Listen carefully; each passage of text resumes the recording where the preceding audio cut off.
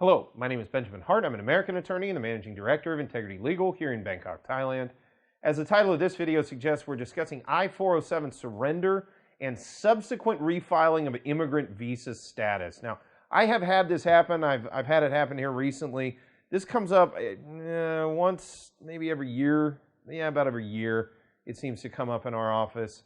And I want to be really clear. I'm prefacing this video. If you are thinking about doing this, for whatever reason, you need to talk to a lawyer. I'm not saying what particular lawyer, but you need to talk to a qualified legal professional that deals with U.S. immigration on a frequent basis, because if you think you know what you're doing with this, you may not.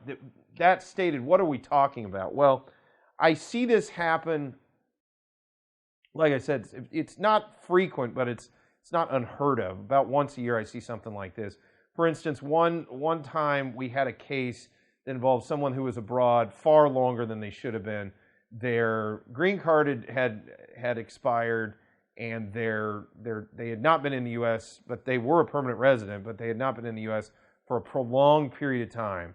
And long story short, we were trying to get them back to the States, and this is back in the days when we had a Bangkok USCIS office here, and we could do some of this stuff a lot more easily than, unfortunately, it is the case that we can do them under the Trump administration and presumably beyond. But what was going on was, so this person presumably still had their residence, notwithstanding the fact that their green card had expired. They presumably still had their residence. So for this reason, we had to deal with surrendering that residence and then turning back around and filing for an immigrant visa case. And understand, there may be other options, including what's called an SB1 returning resident visa. But in this set of circumstances, and again, I see this occasionally, it's someone that's been abroad so long that even an SB1, a returning resident visa, is not really an option because they just simply don't meet the criteria. So we had to affirmatively surrender status and then go take it and then go request it again. It's a very weird kind of catch-22, or maybe I shouldn't call it that, but it's kind of a weird paradox where you have to affirmatively give up status that you can't, because you don't have the green card, you can't board the plane, and therefore you can't get into the United States. And so you have to give up the status you want in order to apply for the status you want.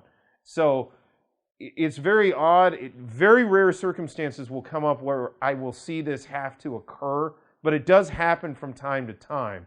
And for those who are unaware, a 407 surrender is where you affirmatively give up your residence. And then obviously if you're applying for immigrant status, you're applying to get that resident, become a resident. Very odd set of circumstances that will come up where we will see this scenario need to play out, especially where an SB1 returning resident visa is not an option, but it does happen. And for those folks who do find themselves in that position, you need to proceed with this with caution. Also, if you're watching this video and think this applies to you, it's highly likely it probably doesn't, because you think it might apply to you. There may be other options. As I said, check out maybe an SB1 returning resident visa, or your circumstances may be such that you may not need to affirmatively surrender your status. Again, it's going to be very fact-driven. Very good idea to contact a legal professional on something like this, because this is something you can definitely make worse if you don't know what you're doing. But there is a limited set of circumstances where this sort of counterintuitive process occurs, where you have to sort of affirmatively give something up that you're affirmatively trying to get back.